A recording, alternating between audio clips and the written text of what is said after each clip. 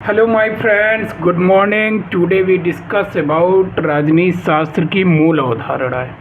जैसा कि हमें पता होना चाहिए कि राजनीतिक शास्त्र की मूल अवधारणाओं में क्या क्या चीज़ें हैं। अधिकार है, स्वतंत्रता है, समानता है, न्याय है, लोकतंत्र एवं विधान, अधिनायक तंत्र, विधि एवं दंड का सिद्धांत। तो नागरिकता क्या है, अधिकार क्या है, इन सब के बारे में हम क्रमबद्ध तरीके से अध्ययन करेंगे।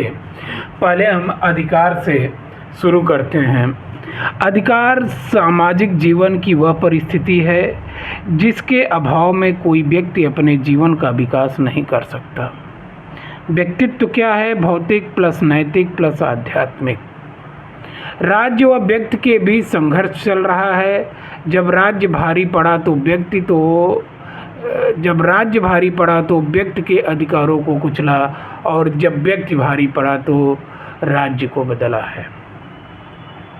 यद्यपि आज 20वीं शताब्दी में अधिकार केवल संघर्ष की बात नहीं करता, बल्कि अधिकार इस बात का करता है कि राज्य और व्यक्ति के बीच कितना सामंजस्य है। आज किसी राज्य की पहचान इस बात से होती है कि उसने अपने नागरिकों को कितना अधिकार दे रखा है। व्यक्ति के पास कितने अधिकार हैं, यह इस बात पर निर्भर करता है कि वह सामाजिक हित में कितना योगदान दे रहा है। अधिकारों को लेकर लड़ाई न केवल राज्य और व्यक्ति के बीच है, बल्कि घर, परिवार, गांव, सभी जगह पे है।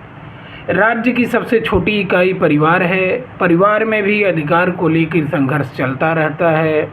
उसी तरह से राज्य और व्यक्ति के बीच में है। अधिकार सामाजिक जीवन की वह परिस्थिति है जिसके अभाव में कोई व्यक्ति अपने व्यक्तित्व जीवन का विकास नहीं कर सकता। व्यक्तित्व के विकास के लिए आंतरिक और बाहरी दो तरह के होते हैं। बाहरी विकास यानी सुरक्षा, न्याय, शांति। आंतरिक विकास यानी शिक्षा, रोजगार, रोटी, कपड़ा और मकान। बाहरी में सुरक्षा, न्याय, शांति है। आंतरिक में शिक्षा, रोजगार, रोटी, कपड़ा और मकान। अधिकार को हम राइट कहते हैं। राइट का मतलब उचित होता है, रॉन्ग का मतलब अनुचित होता है। राज्य अधिकारों की सुरक्षा करता है।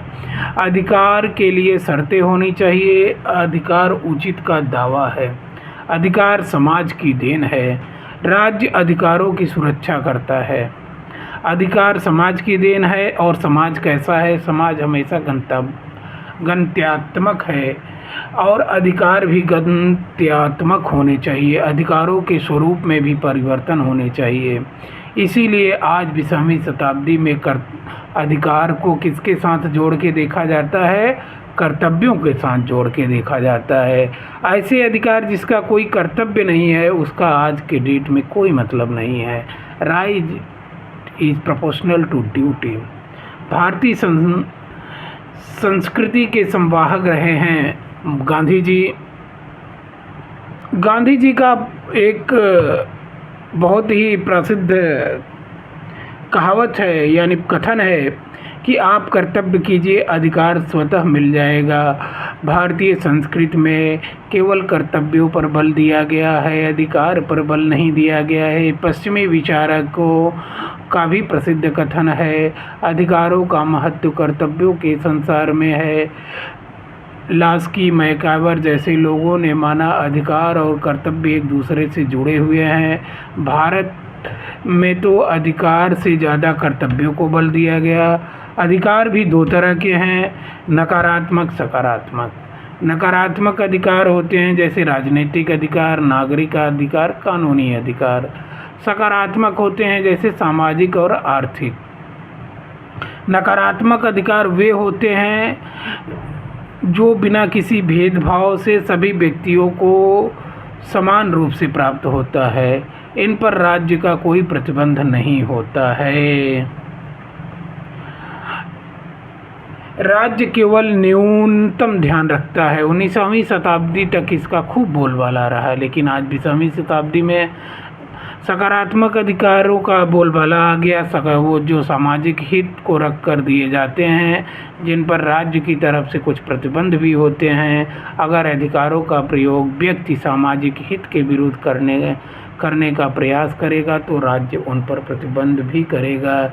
इसीलिए सकारात्मक अधिकार अपने को सामाजिक आर्थिक अधिकार से जोड़ता है। अधिकारों के विभिन्न सिद्धांत हैं। प्राकृतिक सिद्धांत, कानूनी अधिकारों का सिद्धांत, ऐतिहासिक रूढ़वादी अधिकारों का सिद्धांत, आदर्शवादी नैतिक अधिकारों का सिद्धांत, समाज कल्याण अधिकारों का सिद्धांत और मानव अधिकारों का सिद्धांत। समाज कल्याण अधिकार और मानव अधिकारों का सिद्धांत यह 20वीं शताब्दी का है। और प्राकृतिक अधिकार, कानूनी अधिकार, ऐतिहासिक अधिकार, आदर्शवादी अधिकार ये 19वीं शताब्दी तक के हैं। प्राकृतिक अधिकार के बारे में पहले बात करते हैं। तो प्राकृतिक अधिकार सबसे प्राचीन अधिकार है, 17वीं शताब्दी में प्रचलित था, जिसके जनक के रूप में लॉक हैं। समर्थक में ग्रोसियस, टॉमस पेन, जेफरसन का नाम आता है। जेफरसन अमेरिकी क्रांति के नायक के रूप में जाने जाते हैं। ऐसा अधिकार जो प्रकृति की देन है, ऐसा सिद्धांत जिसकी दृष्टिकोण में उदारवादी हो। अधिकार की प्रकृति की देन है, जिसका अर्थ है जन्मजात है, राज्य या समाज की देन नहीं है। राज्य या समाज के पूर्व भी अधिकार थे। यह प्रकृति या व्यक्तिवादी या नकारात्मक अधिकार है। अभी इसके ताकि प्राकृतिक राज्य का क्या निर्माण इसलिए हुआ है ताकि वह प्राकृतिक अधिकारों की रक्षा कर सके। और प्राकृतिक अधिकार के सिद्धांत के जनक कौन हैं? लॉक ने तो यहाँ तक का एक कथन है कि जीवन, स्वतंत्रता और संपत्ति का अधिकार प्राकृतिक अधिकार है। लॉक इन तीनों अधिकारों में संपत्ति के अधिकार को सर्वाधिक महत्व बताया और यहाँ जीवन और स्वतंत्रता के अधिकार को इसमें निहित माना। इसकी आलोचना भी हुई। वाहम ने इस पे कटाक्ष भी किया कि लॉक का संपूर्ण राजनीतिक जीवन का उद्देश्य व्यक्ति की संपत्ति की सुरक्षा करना है। लॉक मानते हैं बिना किसी भेदभाव के सभी व्यक्तियों को समान रूप से प्राप्त है, किसी को कम या ज़्यादा नहीं। इसीलिए इन अधिकारों का स्वरूप कैसा है? व्यक्तिवादी है। यह अधिकार अधेय, अविभाज्य, निरंकुश, असीम हैं, अहस्तांतरणीय हैं। लॉक ने यह भी स्पष्ट कर दिया कि यह अधिकार विकासशील नहीं है, कांस्टेंट हैं। राज्य के उदय के पूर्व जो स्थिति थी वही स्थिति उदय के बाद भी है। इसका यह मानना है कि यह अधिकार व्यक्तिवादी, उदारवादी हैं। राज्य का निर्माण व्यक्तियों ने इसलिए किया है ताकि प्राकृतिक अधिकारों की रक्षा हो सके। यदि राज्य इन प्राकृतिक अधिकारों की रक्षा नहीं करता पाता तो व्यक्ति राज्य या सरकार को हटा देते हैं। अच्छा, फिर क्या है? ये जो प्राकृतिक अधिकार है अमेरिका और फ्रांसीसी क्रांति के प्रेरणा स्रोत भी बने। तो अमेरिकी क्रांति का प्रेरणा स्रोत कौन हुआ? लॉक। और जनक के रूप में कौन है? टॉमस